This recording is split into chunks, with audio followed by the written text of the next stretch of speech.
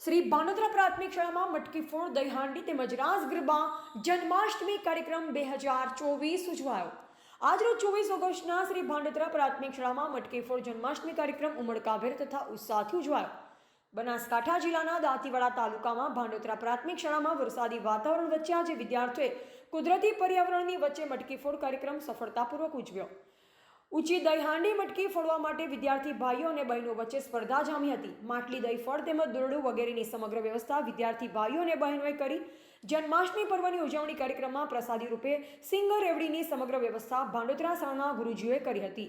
ધોરણ 7માં અભ્યાસ કરતા વિપુલ વાગડાએ દેશી ઢોલ સાથે તમામ વિદ્યાર્થીઓને રાસ ગરબા રમાડી આનંદિત કર્યા।